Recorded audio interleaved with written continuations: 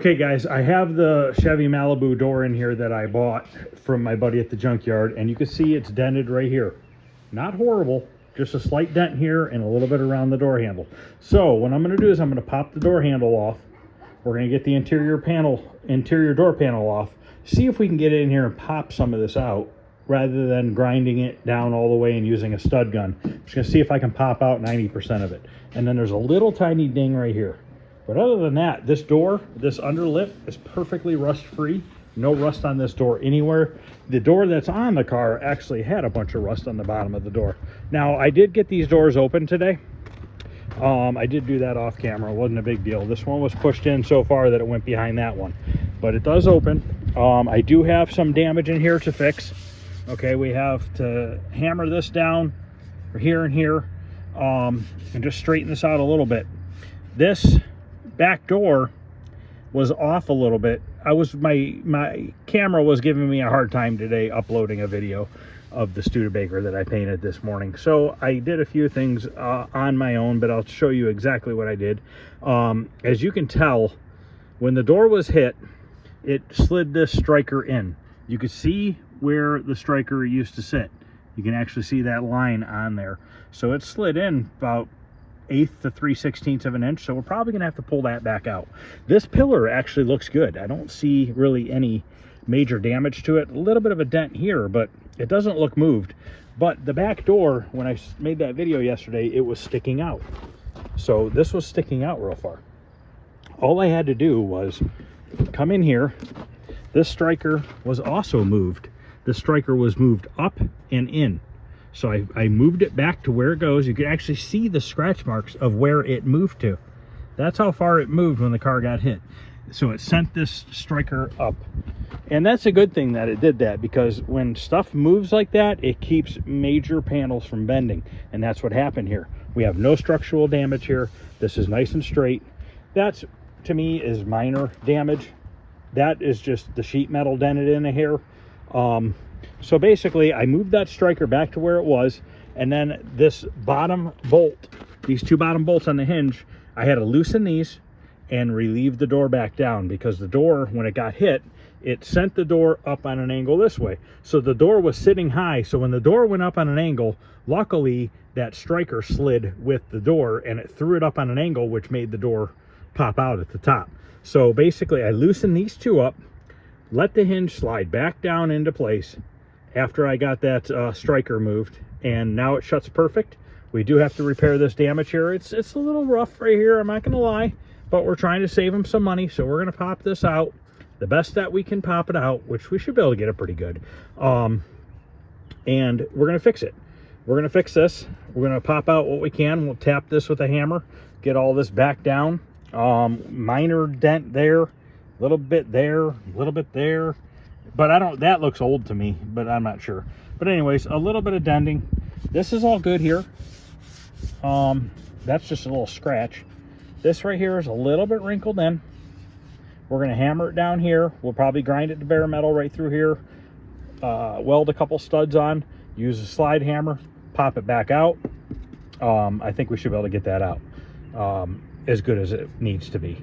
But so the back door now shuts absolutely perfect. So let's shut it. Shuts perfect, just like it should. It's perfectly level right here. We got a nice tight seal on our window again. Before, this door, when it was way up here, and this seal was basically pushed all the way down like that because it was basically riding right up on here. Didn't even damage this at least either. So no damage there, but shuts perfect. So I'm happy with that. I can't find this color pinstriping. I don't think I can find this color. I looked online, I looked everywhere. I ended up ordering a color, might be a little bit different. Probably gonna have to just strip the pinstriping off all the way down the passenger side and repinstripe that whole side, which I'll show you how I do that. I've never done that before on camera. Used to do it all the time. So I could show you my process and how I pinstripe cars. Been a long time. I ordered a 150-foot roll. I have plenty of extra in case I screw up, because like I said, I haven't done it in a long time. But anyways, this door is latching too. The outside door handle's broke, so I can't reopen it from the outside. I have to crawl in the car to open it. I wish they wouldn't have put duct tape on the paint job, because I really didn't want to get into painting this. I'm going to try my best to see if I can't get this off there. I don't know why people put duct tape on paint. I will never understand that, but unfortunately it happens all the time. When I used to fix a lot of wrecked cars, this is such a common occurrence. I just don't get it, I guess. You know, if anything, they could have, I don't even know. But anyways, I'm going to try my best to get this off, because I really don't want to have to paint any of this. Because if I start painting this, well, I'm going to have to get into the quarter panel. Possibly, maybe not. I could probably blend this color out here on the door, so I don't even really need to get into the quarter panel, and I'd rather not get into the quarter panel. So if I can clean that off with maybe gently with lacquer thinner and take my time and get that residue off there, it'll be good. Unfortunately, this I'm gonna have to respray paint. I'll probably just spray paint this with some satin black paint, because this is now screwed from the glue and I know once I start rubbing on that, it's gonna start taking that black finish off. So I'm gonna have to do that. But anyways, if I can blend this door out and not get into the quarter, that means I don't need to get into this top part either, which would be awesome, to keep it contained here in the front door, and then blend it out into the fender here, the color. That would be really good. But like I said, this does shut obviously like crap right now, because the door's hit so bad down there that the top popped out, and that's what they did. They duct taped it shut. But so this will be a little bit of a difficult repair, but we will get it fixed. So basically what I want to do on this video is get the door taken apart, see if I can pop out that dent, and do the body work to it, put some primer on it. Tomorrow I'm going to have to hang this door onto the car and see how it fits. If it fits, we're going to use this door to line up fixing the rear door. So by installing that new door on here, we can use that edge of that door to get this edge lined back up with the front door. And then once I get the back door body worked in and primer, I can take the front door back off the car, cut the jamb in, repaint the door jamb, and then it can get reinstalled on the car to be painted on the vehicle. I'm going to paint it on the vehicle, not off the vehicle, because if I paint it off the vehicle, it's going to be a little bit harder, in my opinion, to blend it than if it's already on the vehicle. And then he asked me if I would fix a rust spot for him, which this car is pretty rusty underneath. You can see all this rust that fell just from me moving that latch and all that stuff. This is the rocker underneath here is shot, but it is what it is. I mean, there's only so much you could do. So I told him I would fix this rust over here, which I do not like doing, because rust on a new vehicle comes back no matter what you do. So if you look here, you can see all this is rusted here all the way down, and all this over here. So I'm going to cut this out, weld in some new metal, use some weld through primer on the backside. And I told him, I said, this might last a year. If you're lucky, you'll get 2 years out of it. So he just wants it to look better for now. I'm not charging a lot to fix it, because I know it's going to come back. I've told him it's going to come back, but we'll at least make it look better for a little while. So I'm going to have to blend this color in here. And to be totally honest with you, what I'm probably going to do is not worry too much if it's off in color right in this area down here. But as it comes up here, I can mist it in, and I'll probably just, I know it's not the right way to do it, but I'll probably just go to the bottom of this pinstripe here and clear it just to that bottom edge, and then blend the clear out in the corner here, trying to keep this to a minimum. I'm not charging a lot. We don't want to put a ton of labor into it. Obviously, this trunk lid's screwed up right here too in the quarter panel, but he didn't say anything about that, so we're not going to mess with that. Like I said, you know, there's only so much you can do, but you could see how bad this door was rusted. Clearly this whole back pinch, you can see how bad that pinch weld is in the back and all that. So I did notice that the junkyard did not give me the hinges for the door, but not a big deal, because if those hinges are bent, which they don't look like they are. Let's look at them real quick. They do not look bent. You could tell this car is either painted or the front bumper is way off in color. Usually when you buy a new car, they will be off a little bit, but that's like really off in color. So I think maybe the front bumper's been replaced. I can't open this right now. but it seems like that whole front hinge pillar is straight and everything. So hopefully those hinges will just work. If not, I'll run up to the junkyard. I know where the car is at in the junkyard. I'm sure he'll let me take them off, because they just unbolted them right here, which isn't a big deal. The good thing was, is I called them and I told them, I said, hey, when your guy takes the door off, please don't cut the door, the wiring harness, because I really don't want to fish the wiring harness out of that door and put it into this door. If I can just get away with plugging this in and everything work, that'd be awesome. That'd save me a ton of work and time. If I have to, we'll swap it out. It's not a big deal. A lot of time, you know, it's a 50-50 shot if the dealership or if the body shop changes these or not. It just all depends. I'll bet you more cases than they don't. In most cases, they probably just reuse this one that comes on the door that they get. But yeah, if you look at this pinch seam, it's spotless. So we'll have to pull this off, this weather stripping, tape off this, tape this off, and then we'll paint the back side of the door jamb once we make sure it fits the vehicle. I'm not gonna go painting that until I make sure that this is correct. But I don't think it's gonna be an issue with me fixing this first, getting it in primer, and if I got to do a little bit more body work to it after it's on the car, not a big deal. But let me at least get the majority of this straightened out while it's on the stand. And we could doctor it up if we need to a little bit more once it gets to on the vehicle and we get the back door straightened out. Now, I want to do my best to get as much of this out as possible. I don't want to go wadding this in with Bondo and just having a big, huge cake of Bondo on here. So I want to try to at least get 70-80% of this out, and I'll feel pretty good about that. This doesn't feel too bad here. If anything, no, it feels pretty darn straight, this edge. If anything, it's flared a hair. I might lightly tap this edge down with a hammer just to roll it down just a tiny bit, make it a little bit more level. But other than that, it feels pretty straight up and down, but we won't know for sure. But once we get this straightened out and on the vehicle, we have this reference point to work off of to make that back door match this front door. So it's going to be a bit of work, not a ton of work, but it's work. We will get it straightened out. So I'm going to, in a little bit here, I'm going to flip this door over and we're going to take the interior door panel off. We're going to take the mirror off. We're going to use the mirror that's on that car. It's already painted. Why repaint the mirror if we don't need to? I'll give him this mirror so he has it, an extra mirror in case he ever needs it. But I just figure, why even waste my time painting this if I don't need to? The one on here, there's nothing wrong with it. Is there? Yeah, there's just bugs on it. Just needs to be cleaned off. Yeah, there's nothing wrong with the mirror itself. So we'll probably just swap mirrors. Maybe I'll just swap the cover off. Maybe I will just paint the cover. I don't know. They got duct tape on everything. I don't know. So that's where we're at with that. I gotta get this door handle off first. I haven't done one of these in a long time. I know if you pop this rubber out of here, there is a Allen key in there, I believe it is. Yes, there's an Allen bolt in there. So if we take that Allen bolt out, I think this cap slides back and this comes off.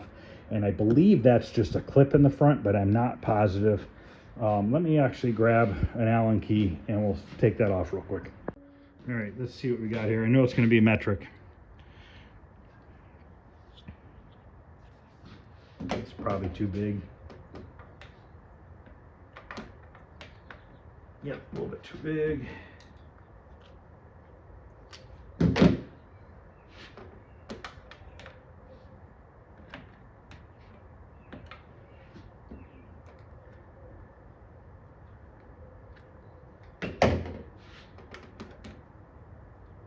If I did this every day, I would remember what fasteners were what size, but I don't do new cars, so this is a 3mm. I have attachments for my ratchet, but these fit in here a little bit easier. And usually they're not super tight.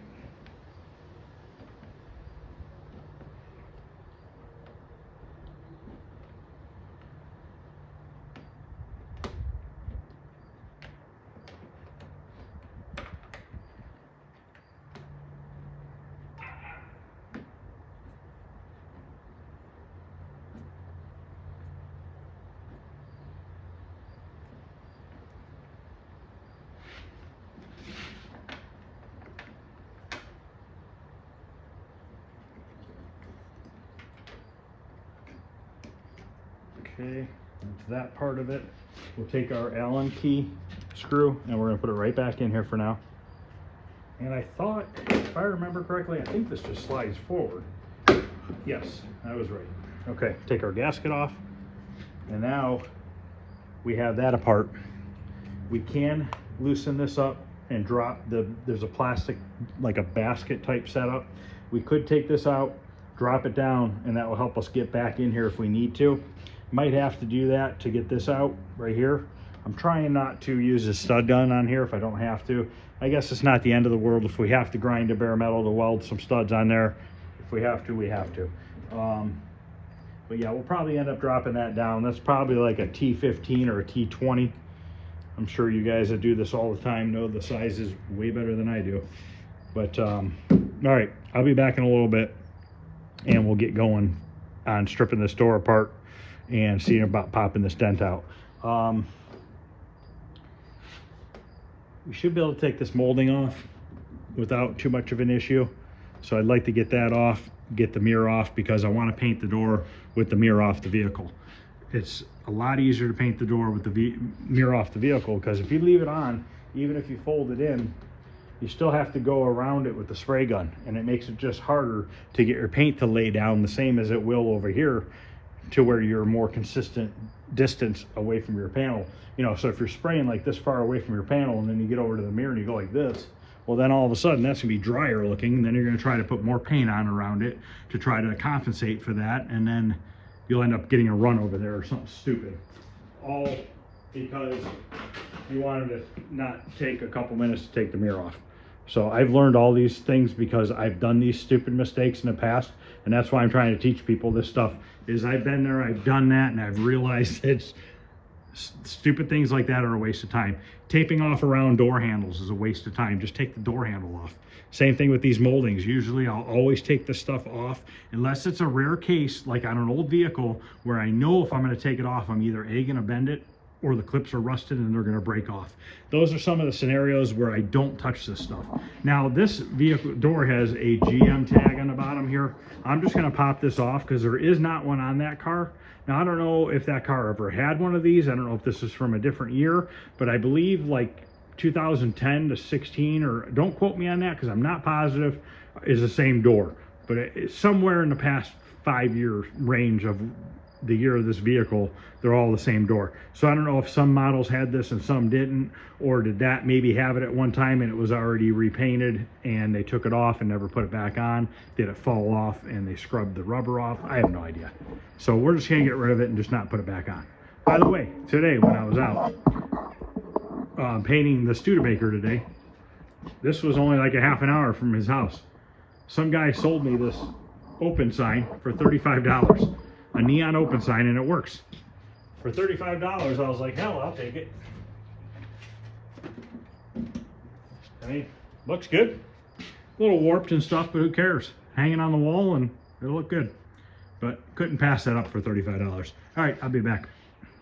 All right, guys, I'm back in the shop. So let's start with seeing if this screw here is going to take this molding off all the way or not. I'm not sure. Like I said, I'm not real familiar with these new cars.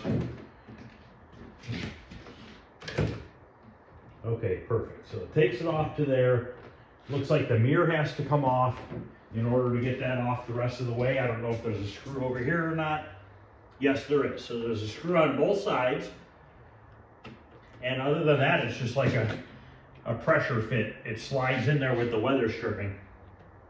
So it's actually really easy to take off once you get the mirror off. Now, let me see if I can take the mirror off before I flip the door over.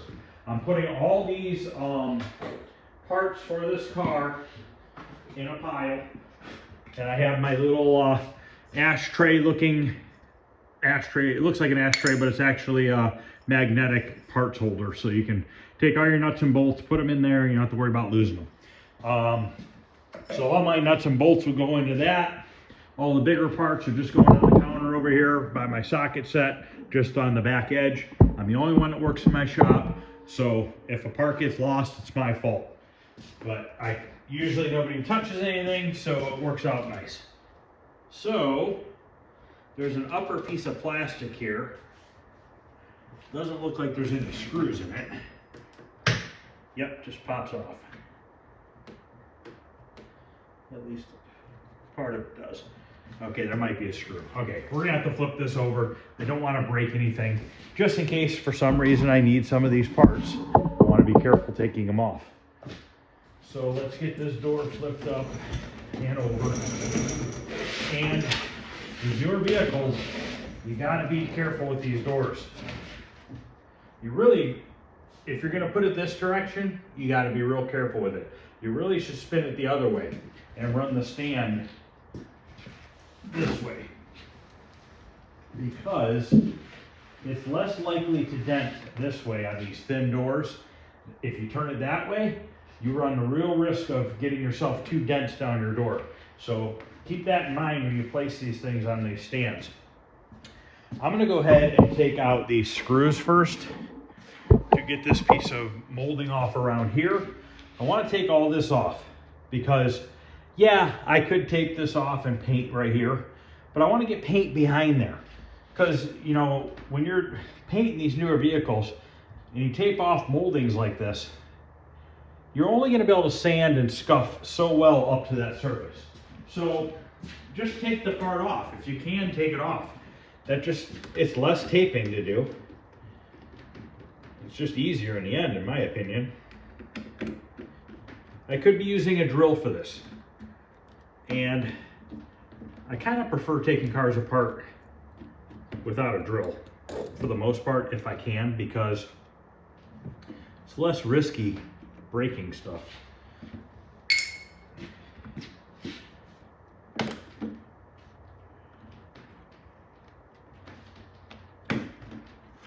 Okay, this just slides out.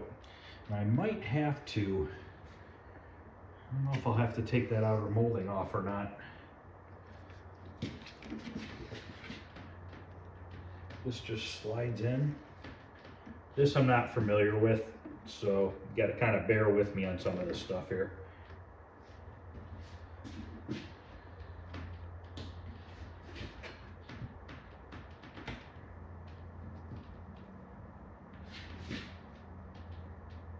I'm not sure how that is held on, to be honest with you.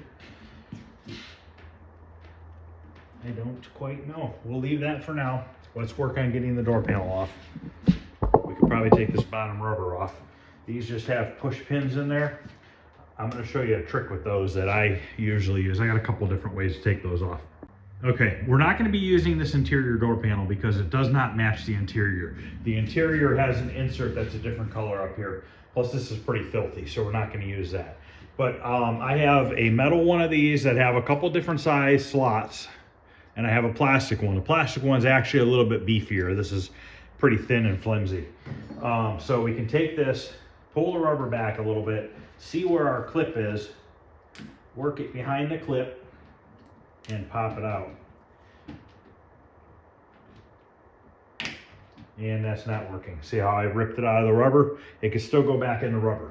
This is my old way of doing it. I take some side cuts, very gently, put it in there. Don't squeeze on it or you're gonna cut the plastic off.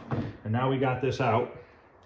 We can actually slide this back into the hole in the rubber.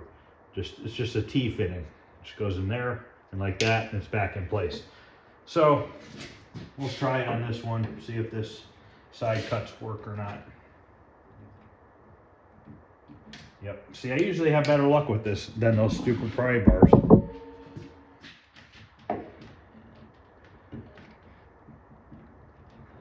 And I'm going to reuse this molding. I broke that one, but I do have more clips that we can put in there.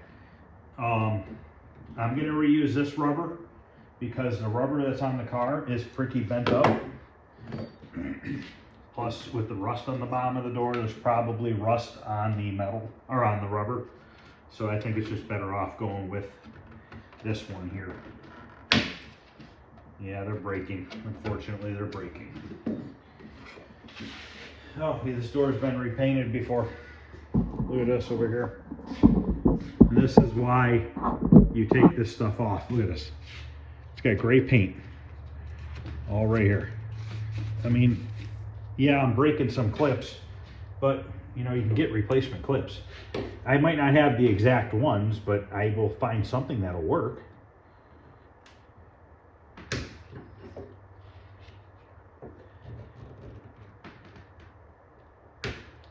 Everyone's breaking now. The first couple came out perfect. But usually when you do a collision repair, like if this were a newer car and it was getting repaired 100% correctly, you would order a new piece of rubber.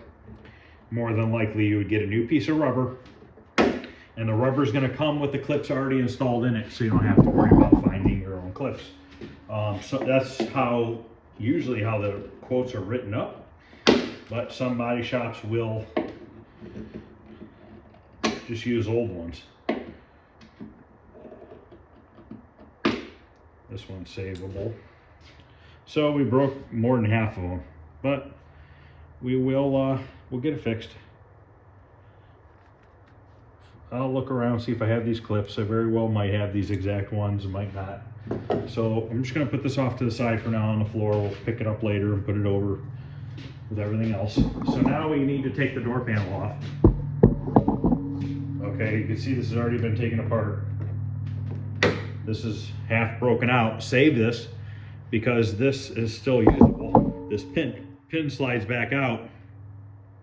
This goes into your hole, and then when you slide your pin in, it opens up these four fingers. They open up like that, and they grip the back side of the hole. Obviously this is plastic, so I gotta be careful when I put it in my tray because it's gonna wanna fall out. Now, there's always gonna be a bolt or a screw or something in this handle pocket, okay? Now, usually these handle pockets will have a cover that covers those up. This one's missing. These are star bit in here. I'm gonna say it's a T20, T25, somewhere along that line. And then also you're gonna have a screw. 99% of the time you're gonna have a screw behind this handle as well. So you need to flip this up, and there's a plastic insert in here. Let me grab a flathead screwdriver. So we're gonna flip this handle up, and this insert needs to get popped out. Just like that. And we have a 10mm bolt right here. So we need to get to that. So let's grab a 10mm socket.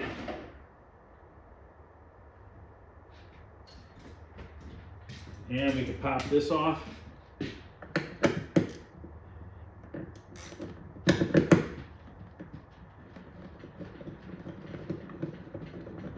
Now that'll release the door panel in this area.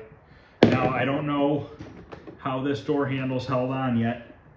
I would imagine this door handle's gonna come off with the door panel, and there's a cable that we need to disconnect. But once again, I'm not positive yet until we get to it. So I gotta go get a T25 and a T20 bit. Looks more like a 25 to me. Let me go grab one, I'll be right back. Okay, I grabbed a couple T bits. I have a 20 and a 25 here. Can't see. Okay, 20 seems a little loose. I'm gonna say it's a 25. It's a 25.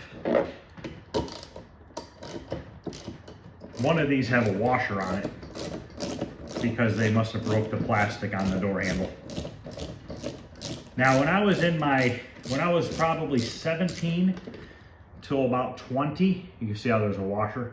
I worked at a car stereo shop, and we would take apart interiors to put new speakers in, dynamat and all that kind of stuff. So I got pretty good at taking apart newer vehicles.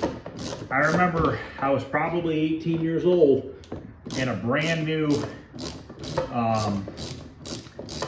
BMW came into the shop. It was like a 7 or a 9 series, I forget. And this guy listened to classical music, and he wanted the whole entire car dynamated. This was a bone color interior on a brand new BMW. Literally came from the dealership right to the car stereo shop. We had to take every bit of that interior out of that car and dynamat every square inch of that thing and put it back together. And I remember being terrified because it was an expensive car. The guy was extremely picky, And we are literally tearing apart a tan ivory color interior. And anytime you couldn't have your hands dirty at all, because you would obviously stain your interior, the interior of it. Yeah, it was a little nerve-wracking, but I did that at, you know, the age of 18 and made it through it. Guy was happy. So now we got that taken apart. Now I don't know if this is clipped or if it slides up to come off. Let's try sliding it first. If it doesn't want to come off that way, then it's probably clipped on. So let me just kind of lift it up here and look. Yes, they're push-in clips. So we're going to take the screwdriver, and what I do is, rather than going this way with the screwdriver and possibly bending your metal out here, I slide my screwdriver in here and I lift up on it. By lifting up on it, if I were to damage the metal at all, it's behind the interior panel. But if you're careful, that usually does not happen.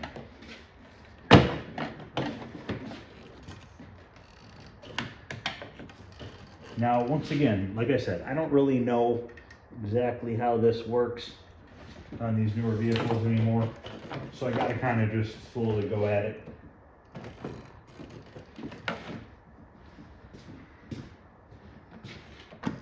Okay, I think those bottom maybe just come off and then we slide it up.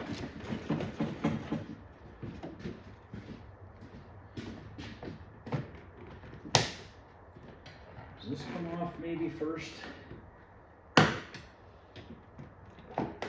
It's attached to the door panel. Okay. So there we go with that.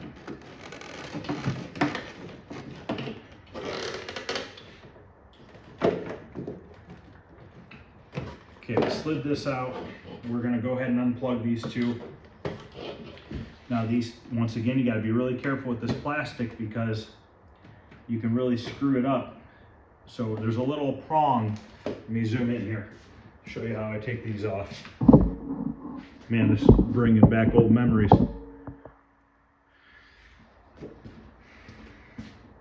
So there's a little lever here you push down, and you can usually, carefully, pop out the plug, just like that. I can't tell you how many times working in the stereo shop, people would blow these apart right in the switch and screw the switch all up. Some of the other guys that would work in there, they were really rough with stuff, and I kind of learned to just be a little bit more gentle with it and it'll come apart.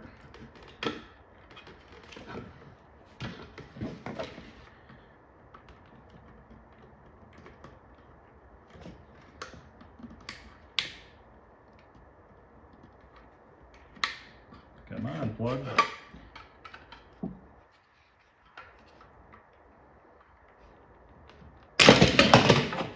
Like that. You see how that just fell apart? But luckily it can be fixed. But we're not going to use this plug anyways, or this switch anyways. We're going to put it back in here. But luckily these ones are easier to deal with. The old style plugs, they had like leaf switches and stuff inside, and they didn't fare so well when you rip them apart like that. So we're gonna have to be really gentle when we do the one on the car itself.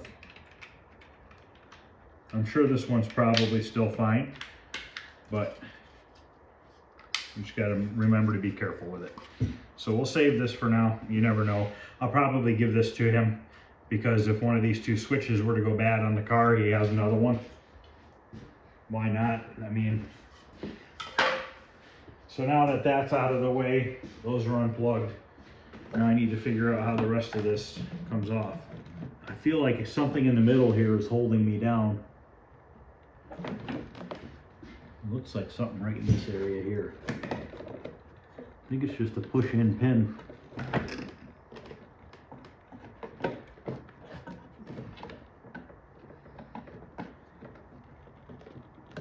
I don't know. Oh, you know what?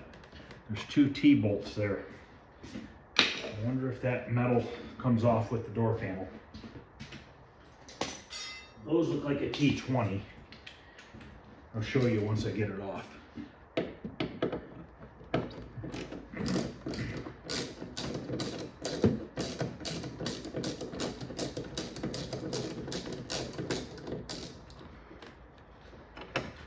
can't believe that BMW I took apart was 30 years ago already.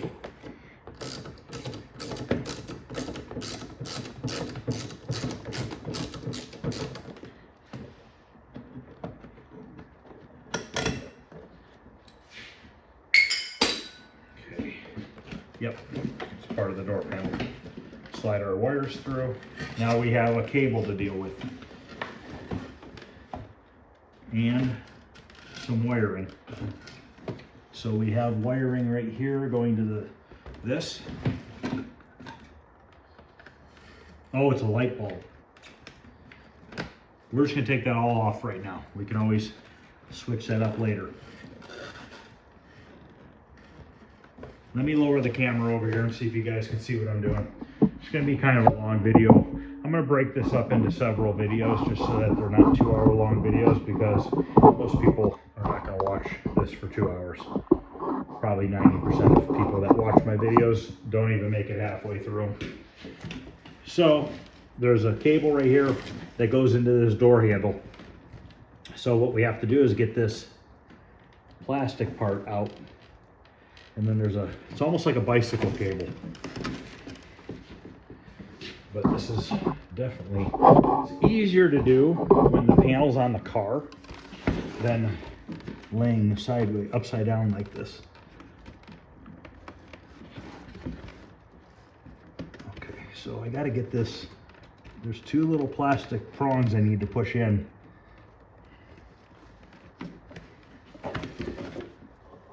My flathead screwdriver here. See if we can't get this.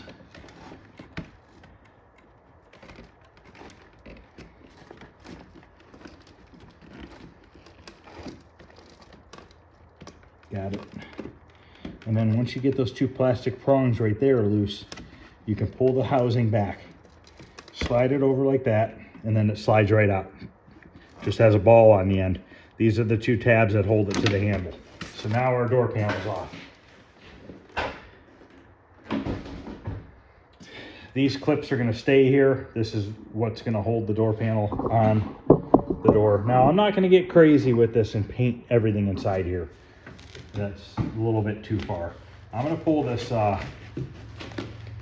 matting out here, and we can re-glue this with a little hot glue or double-sided tape. Hot glue usually works pretty darn good. Once the door panel's on, it pretty much holds it in place.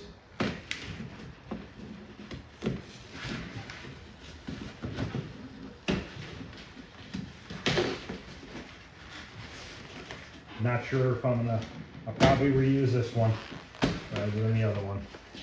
That was already ripped a little bit there. Leave it as is. Now I want to get the mirror off. Once I get the mirror off, we can pop that molding outside the chrome.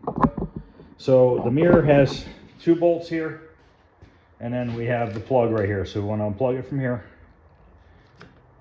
Lift this little plastic prong up with your 1 fingernail, and then it'll slide right out on you. So this is all taken apart. That is good. That can stay like that. As long as this door is identical to the one on the car, in theory, everything should work. This motor, speaker, sounds fine. It's not. Usually if these are bad and you go up and down, you'll hear it like make like a scratching sound, but that's not doing that. So if everything's the same, we'll probably just throw it right into the other car.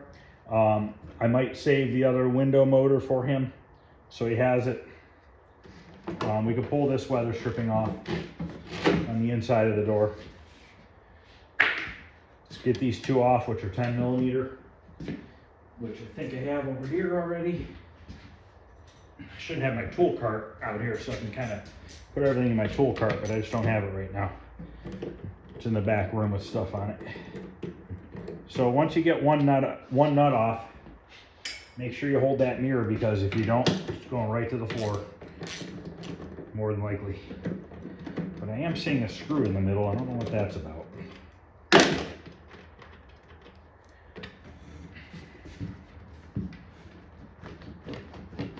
Oh, there's a 3rd one.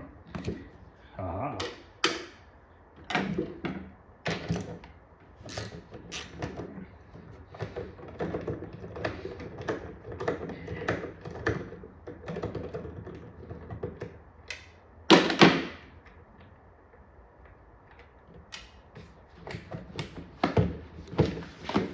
Okay, our mirror's off.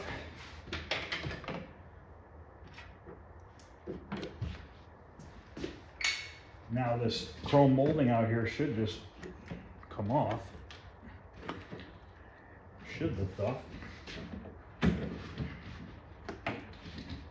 There it is. So now we have this out of the way. We don't have to tape up against it. We can paint underneath it. So for the most part, we're taking apart except for this upper rubber molding, which I'm not quite sure how that's installed yet. And, well, no, we don't have to worry about that. Top of the door frame's not painted. Okay, cool. Sometimes if the top of this door frame on the outside was painted, we would take the window, we would roll it down, and we would take this rubber off. Oh, actually, it doesn't even go all the way down. Okay, I stand corrected. We'll take this off so that I can paint the inside. On the older vehicles, like this pickup truck here, this dually, this rubber goes around the windows, and this rubber will slide all the way down the door channel into the bottom of the channel. And it actually is what the window goes up and down on. But this actually has a second one, which is in there, that goes that way. On the older pickups, it's all incorporated into one piece. So that's out of the way now. I think other than this, which I really don't know how it comes off, it's really about all I have left to take apart. And now we can see if we can get some sort of pry bars in there to pop that dent out, which I'm not sure how well that's going to work yet. I don't really want to break this because the other one outside, it now has duct tape all stuck to it.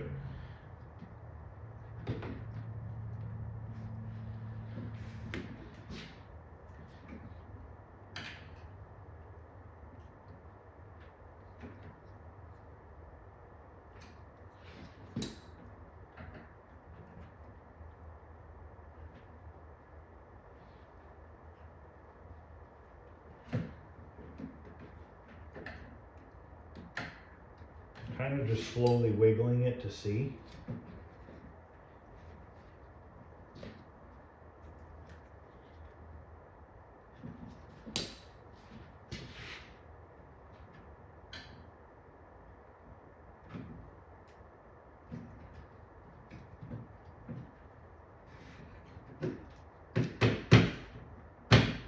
Okay, what we're gonna do is this molding I'm gonna leave on. I'm gonna take this, I'm gonna flip it over, I'm gonna roll this back, and we're gonna tape it off. I don't know how it comes off. I don't feel like breaking it. We have enough of this off here so that we can paint all that. So we're just gonna leave it as is. Some things are just better to just leave alone. Maybe I'll experiment with the old door on the car that's coming off anyways. Maybe I'll do that first and see if I can figure it out. If not, no big deal. We'll pull that rubber back and we'll be just fine. One other thing I want to see is, does this cover come off of the mirror? Usually these do pop off the mirror, so you don't have to tape off the whole mirror to paint them. But, once again, I'm not real sure.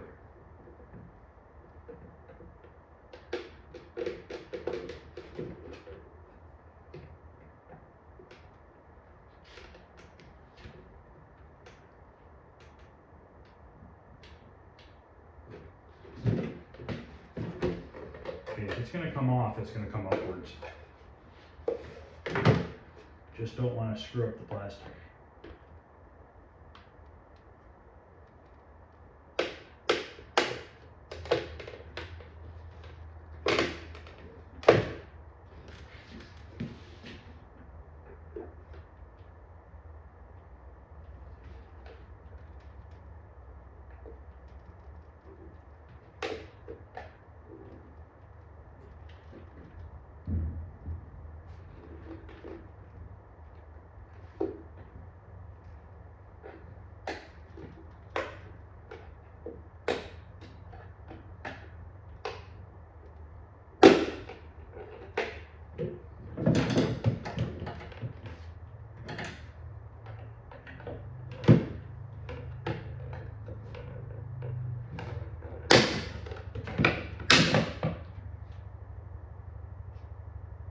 I think it came off without breaking. This door was mint green color. So this door has been put on a different vehicle from an accident in the past or something. Or the mirror at least, rather. Because I would think you would see mint paint inside there. So the mirror is actually from a different vehicle. I don't think I broke it. This all looks fine. So yeah, now don't get me wrong. If I couldn't figure out how to get this cover off, I'd go on YouTube and watch a video. I mean, why not, you know? So you can see they didn't pop it off when they repainted it. You can see that this still has a mint green here. But why waste a bunch of time taping all this off to paint this cover? Pop this off, I'll just paint this cover separate. We're not even gonna mess with that other one now, because I don't have to worry about getting the tape off of it or anything like that. I'll save the mirror for them, but I'll just take this, paint this, pop it back on here, and I'm done. So that's done. So now we can address the dent to see if we can't pop that out from the inside as much as possible.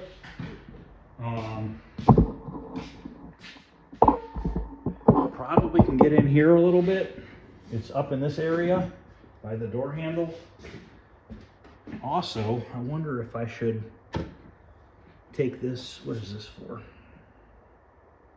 That's for the window motor. So we don't really want to mess with that. Or the window channel, we don't need to mess with that. Probably should take that T-bit out and see if I can't release that piece of plastic on the inside of the door handle. Because then I can get around it a little bit better, maybe with a pry bar. I think that might be a T15, but I do have a T20 somewhere.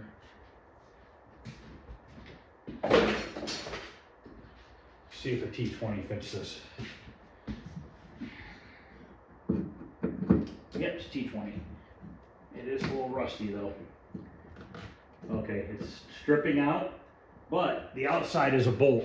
And it looks like an 8mm.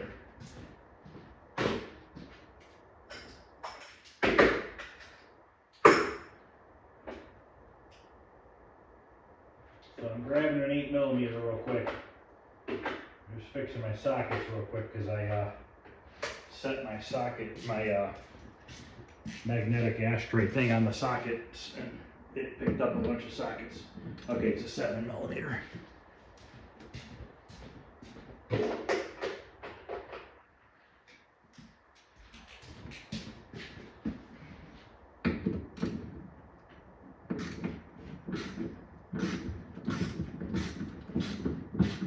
Now, I'll probably take the 3 bolts off this latch, but not right now because I want to mount the door on the car. So if I take that out now, I'm gonna have to re-put it on. I'd rather not do that. And something tells me this is not gonna come off.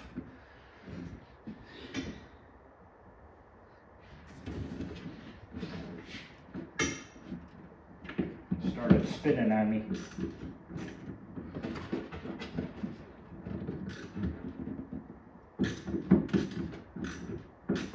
Yep, the holder inside is rusty. So that sucks. Really wanted to get that off of there. There must be like a capture nut or something inside the plastic, and now it's spinning because it's rusty. That sucks.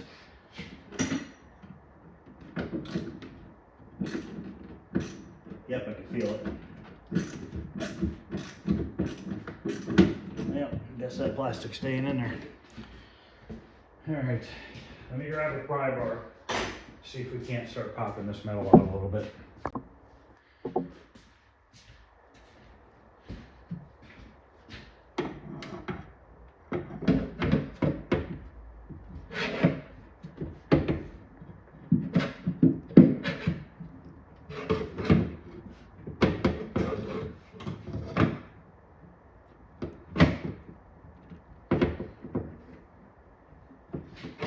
Unfortunately, I'm not really going to be able to see what I'm doing here.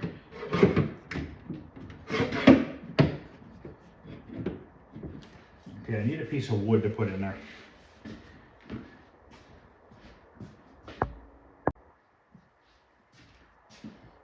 All right, so what I'm doing is I'm taking this pry bar, taking this edge and sliding it over to here.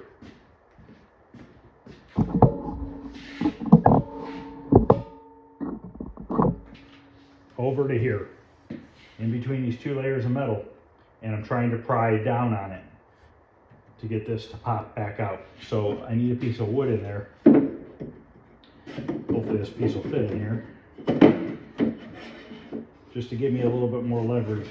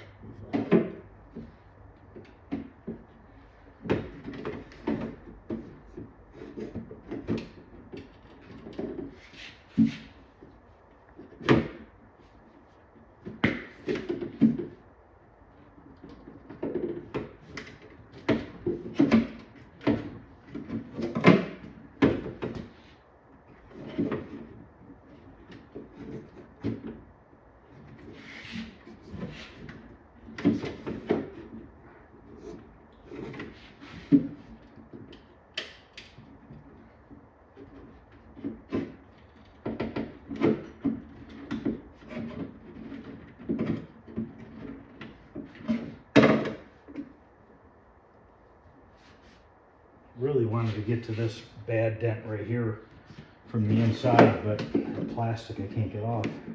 I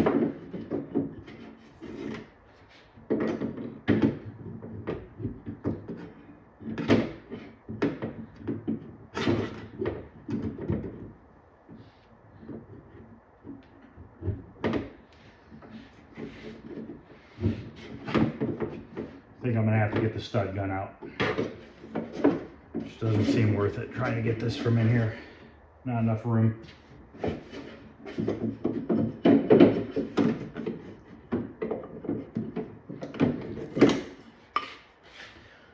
We get the door flipped over and we'll get the stud gun out. All right, let's grind this paint off.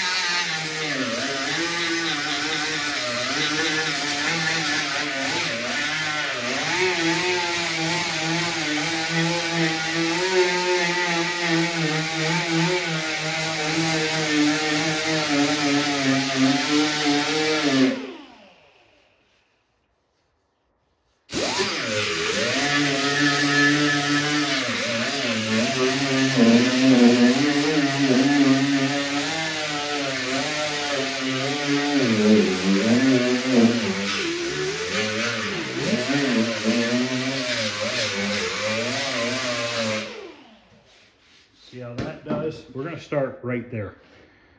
We're going to see if we can pop this first. So my stud gun's down here in the box. I have not used this thing in years.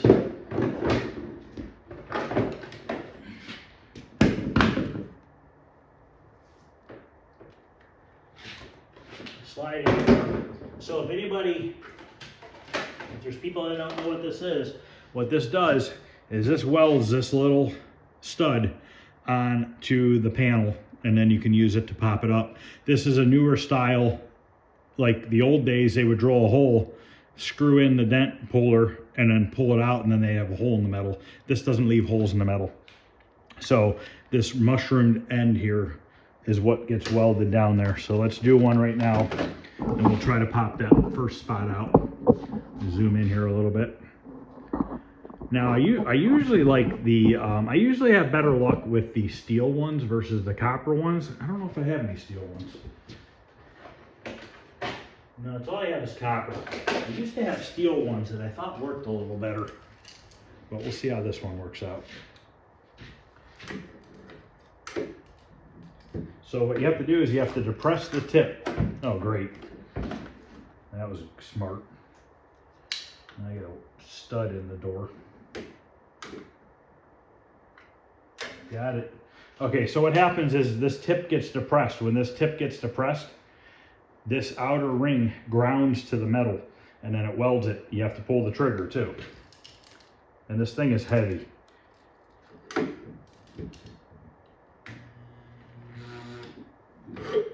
Just like that.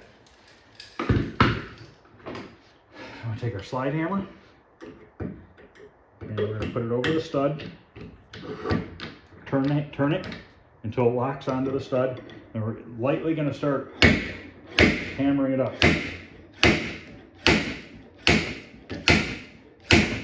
Now I noticed that we have a line right here, okay? So there's a crease right there. So loosen this up for a second. I'm gonna grab a body hammer.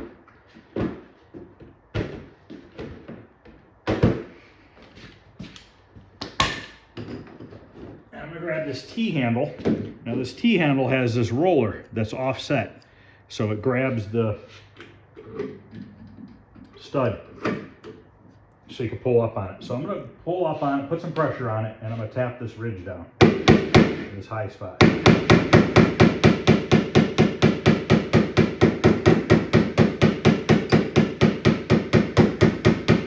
Now keep in mind, you're probably working with 26 gauge metal here, so you can't go whacking it. So that's not too bad. This is definitely still down right here, but I'm gonna leave it like that for now. I'm gonna run a series of studs down here, and then we're gonna start slide hammering it up slowly, back and forth, working our way up and down the panel.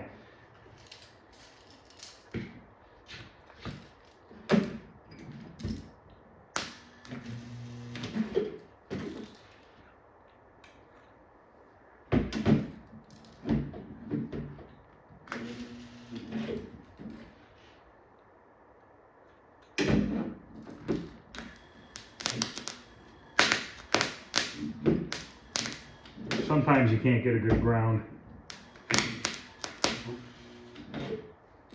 I think my end needs cleaned.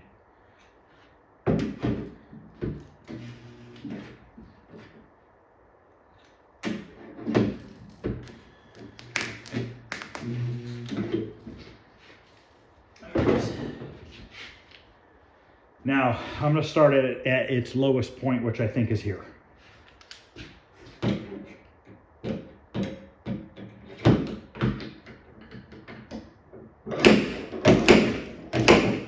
Once again, this is a little bit easier on the vehicle.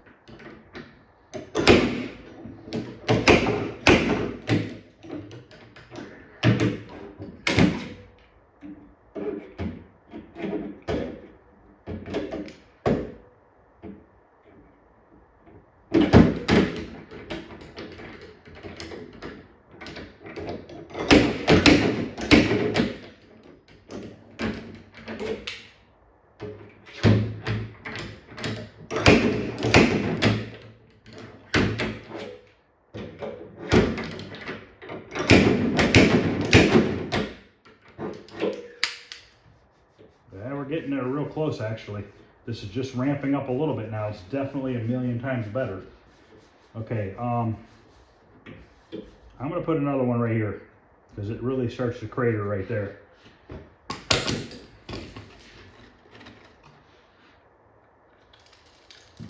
I'm gonna bend that out of the way. I don't want to take it off yet because I still might need it.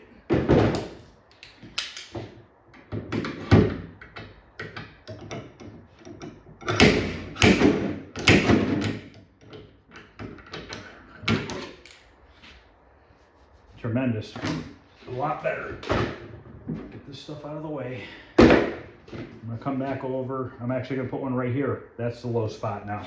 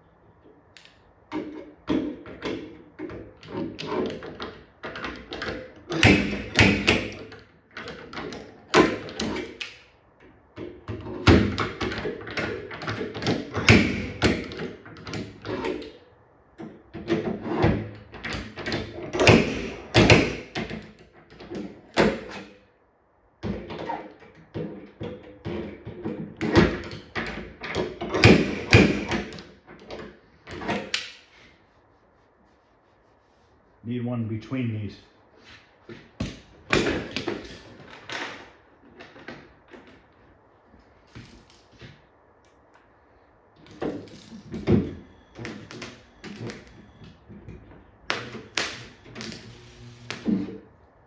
Really need to clean this tip.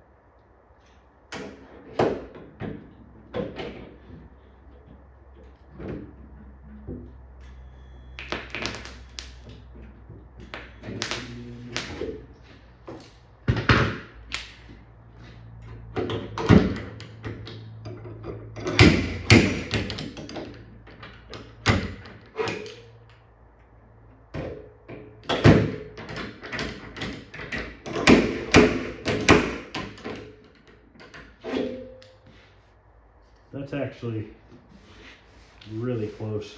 I think in here is low.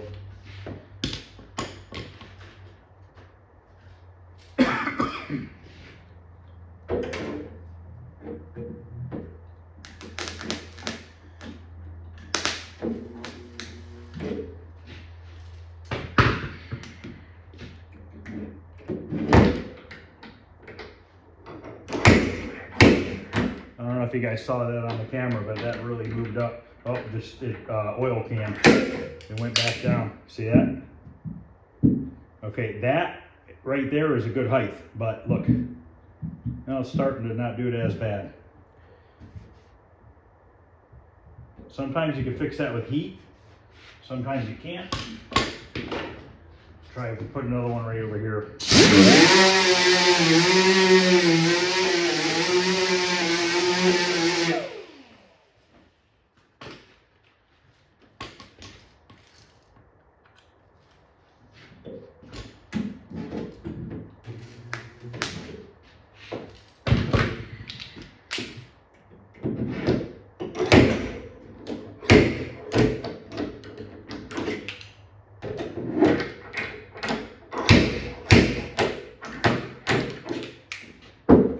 Still doing it, but not as bad.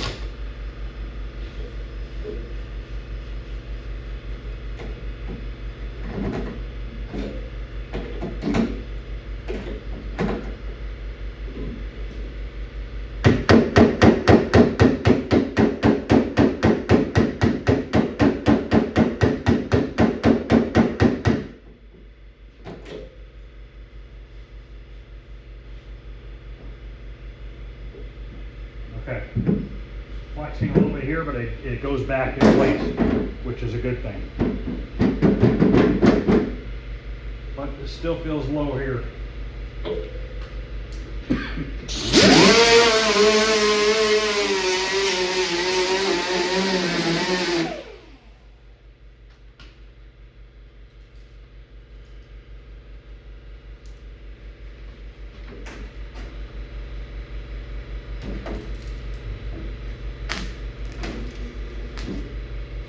Now, I probably should have done it, but luckily no sparks are getting over here. You should really protect your glass. Luckily, I just realized I didn't put I usually just put a shipping blanket over top of it, but luckily nothing is etched into the glass, so we're all right. But that was my mistake there. You should always cover that glass up. Got ahead of myself.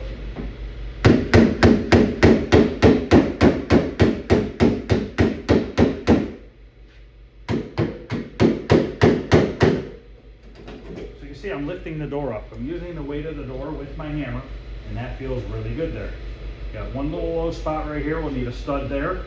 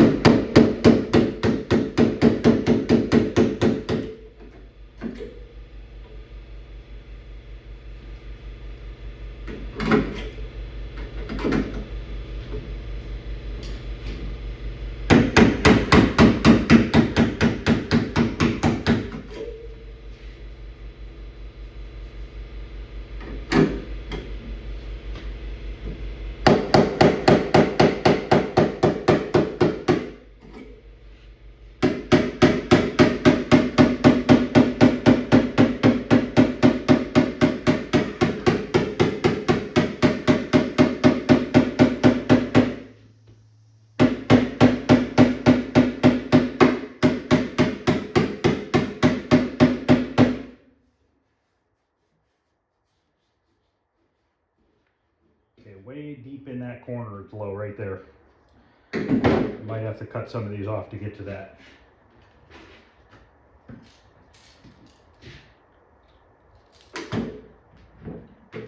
Got it.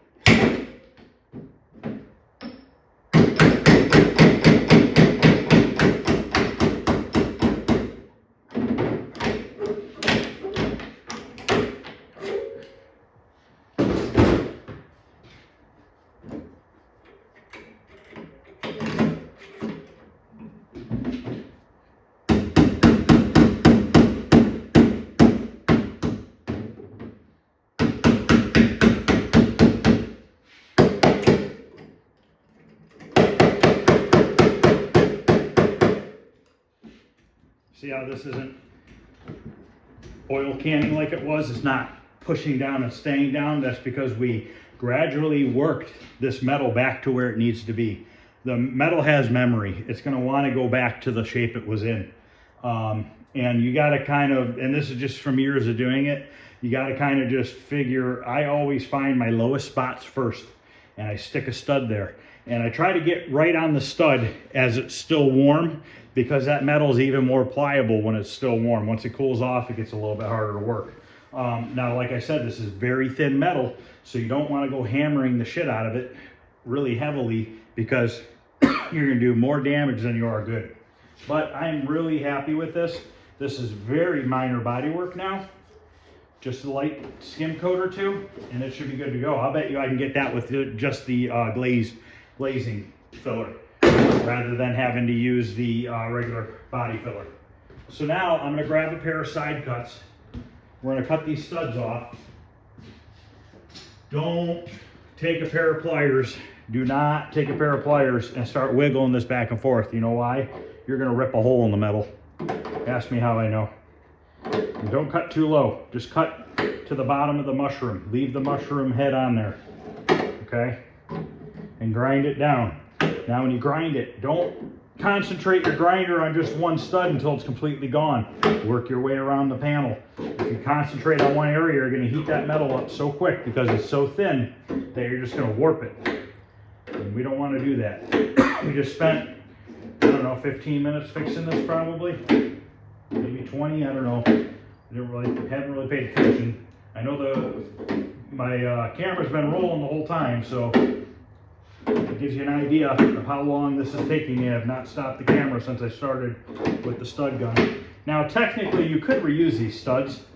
They're a little bit harder to use because there's no head on them and they'll want to slide all the way into the gun. I don't mess with them, I just throw them away. I almost made them all. So let's grind this down carefully.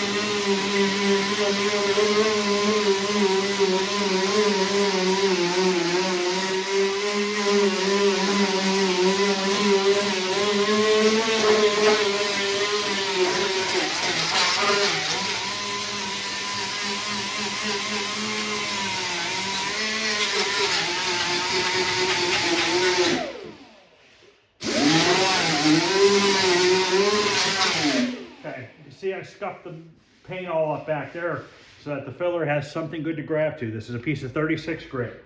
I'm going to grab a straight edge. Actually, I want this piece of woodwork. It's probably straight enough. Let's hold this up against here, and I'm going to show you what we accomplished. You could see before how it was really beat in, and look at it.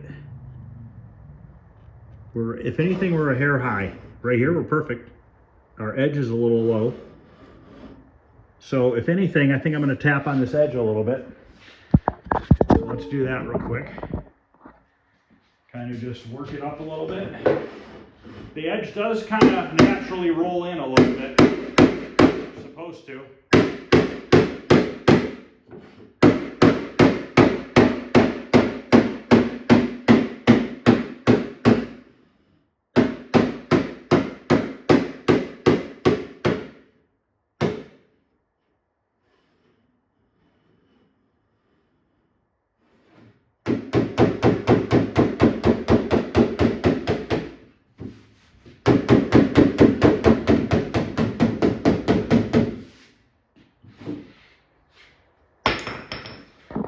And you can see I'm not smacking this thing hard.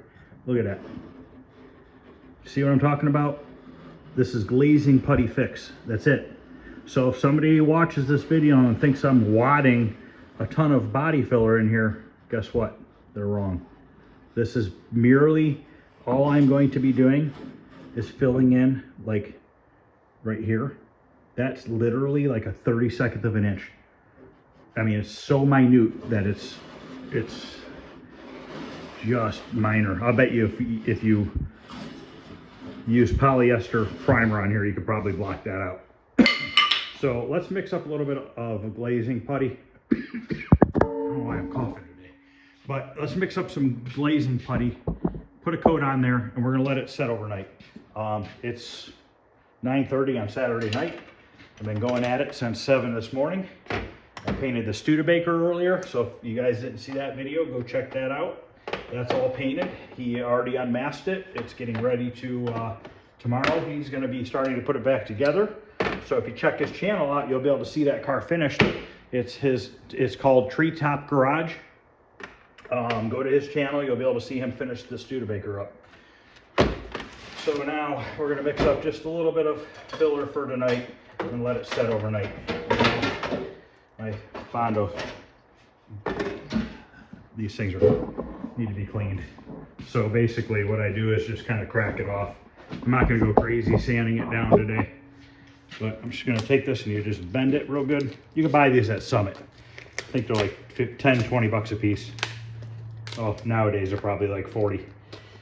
They used to be like $10 a piece, I should say. But you can see you can pretty much peel it all off. You know what else you can use is cheap cutting boards from the dollar store. I used to use those all the time. But I got these because I was like $10 short of an order from free shipping from Summit. So I put one of these in my cart because I remember they were like $9.99. They still might be, I don't know. But that's why I have these ones now. That's clean enough for tonight. Like I said, I'm not gonna get crazy with cleaning the board off. But yeah, if you get a thin, like 1/4 inch thick cutting board, a plastic one, once the filler builds up on there, you can literally just sand it off with your DA sander and keep using it.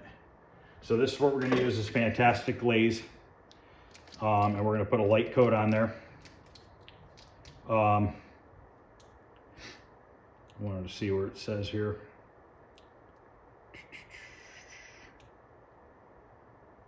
Let me read this for a minute. I want to look at something. Okay, so there's a bunch of theories out there that you always have to go over epoxy primer when you have bare metal. Okay, in the collision world, that does not happen. They go right over bare metal. I know that for a fact. There's a body shop right across the street from me, and that's all they do is new car collision. In fact, sometimes when there's old cars, they send them to me. But anyways, a lot of these shops, all these new shops, they're throwing body filler right on bare metal, which is fine if you use the right stuff. Fantastic glaze by U-Pool. I just wanted to prove this to people because some people don't believe me when I say that I'm using the right stuff. Right here. Can be used direct to metal. Right there in bold print. Can be used direct to metal. So this is DTM. This is made to go directly to metal. You know, that's just, a lot of people just don't want to hear that, you know. But they make these products on purpose because what's a body shop going to do, like the one across the street from you, that are doing, you know, 10, 20 cars a week. They got like 5, 6 body guys over there. They're going to sit around all day and wait for epoxy primer to dry so they can finish their body work? No, they're not. They can't afford to do that. So they came out with products that are meant to go directly to metal. And if you'd think like in the 70s, 80s, and early 90s, people were throwing cheap Bondo brand right here, Bondo brand Bondo, which I use Bondo brand Bondo when I'm doing cabinet work and stuff. I use it all the time, but I've used it on bare metal. I wonder if this even says it can go on bare metal. I don't know. I honestly, I don't know about this one.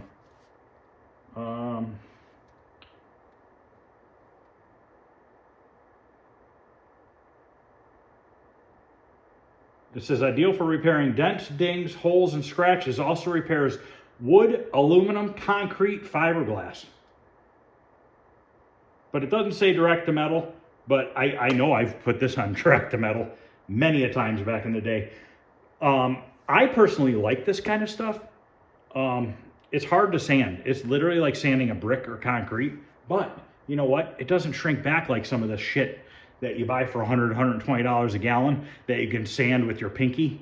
You know what? All that stuff shrinks. I don't care what anybody says, that stuff shrinks back on you. And then you have sanding scratches in your paint job.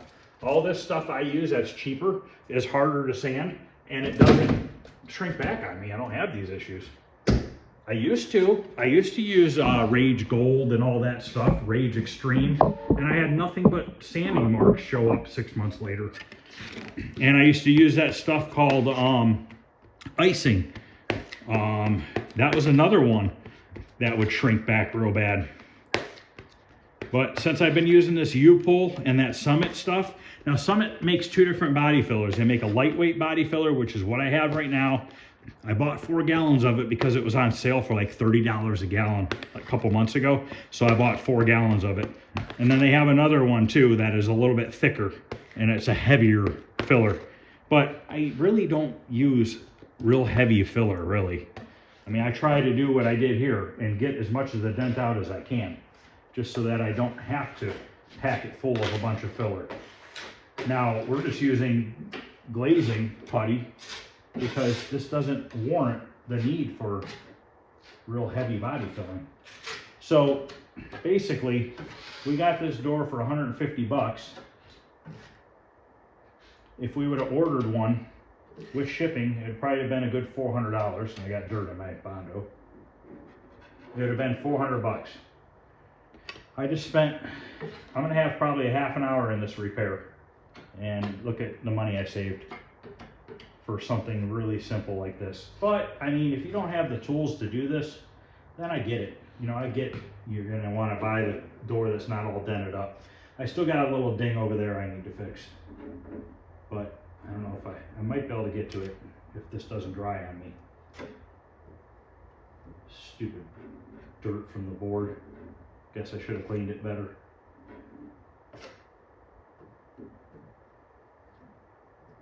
I expect maybe I'll have to do one more coat of this stuff.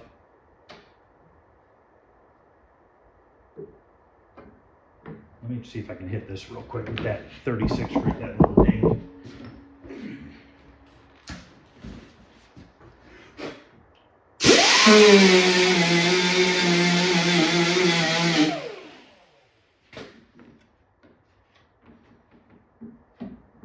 And yes, I spread it past where it's sanded, but that'll all come off when I start sanding it. It's just now drying on me. Okay, so you can see how flat that is and how thin I applied that and how very little I actually mixed up. So I'm gonna end this video tonight. Like I said, it's already 9:30. I'm gonna go ahead and upload this, and tomorrow we'll pick this back up. I think what we'll do tomorrow is we will take this door, we'll finish body working it, and we'll take some of this 1K spray can primer and throw it on there, okay? Because that stuff dries in an hour. You can literally sand it in 2. So we'll throw a little bit of spray can primer on here on those 2 spots. It's not Home Depot spray can primer. It's actually meant for body work. It's not a lacquer primer or anything like that. But anyways, we'll throw a little bit of that on there so that we seal up the filler so that it doesn't have open pores, and we will install the door on the car and start working the back door. Once we get the back door to where we want it, then we will use 2K primer on this and that other door once we do the body work. What we'll do is I'll just scuff that spray can body filler down, and then we'll just sand the whole door with 320 and then 2K primer it. So, all right, guys, that's gonna be it for tonight. We got a good start on it. I got the back door lined up earlier. We're heading in the right direction. So basically, we're gonna have to do this same exact method on that back door, which is gonna be hard. Don't get me wrong, it is pretty mangled up. If for some reason I get into it and I'm like, you know what, it's not worth my time, I'll go to the junkyard and see if he has a rear door. I know he had a rear door from this car, but it was dented in. You can see how this door took a little dent. Looks like they hit something, bounced, and then they really hit the back door. So it's not, I mean, it's in better shape than this, but it's still dented up worse than this. So I don't really want to get into fixing that one. He had some other cars. He actually had one that was the same color as this car out here, but it was all, the door bottoms were all rusty, like these ones are. So I didn't want that one. So I chose this one because he had it. It was not rusty, and the dent, as you can see, was pretty minor once we pulled it out. So any questions or comments, guys, feel free to to ask. Please hit the thumbs up, share, subscribe, like, all that good stuff. I'd really, really appreciate it. And I will see you guys tomorrow. I try to put out, one more thing, I try to put out a video almost every day, at least 5 a week. I'm trying to do that to build an audience and to hopefully help people out, you know, get people maybe motivated and interested in fixing their own stuff rather than taking it to the shop and spending thousands of dollars that they don't need to spend. I think this job was quoted at over $3,000 to hang 2 new doors, and not even new. They were using junkyard doors to put 2 new doors on, fix their inside, the jamb and everything, and paint it. I'm doing that for far less than that just because I know him. But even if I was doing it for somebody I didn't know, I don't even know that I would charge $3,000, to be honest with you. I'm quick at what I do usually, so I can usually, by me being fast at what I do and efficient, I can usually save the person money because of that. So that's it, guys. I'm done. I'm tired. I'll see you guys tomorrow. Thanks for watching.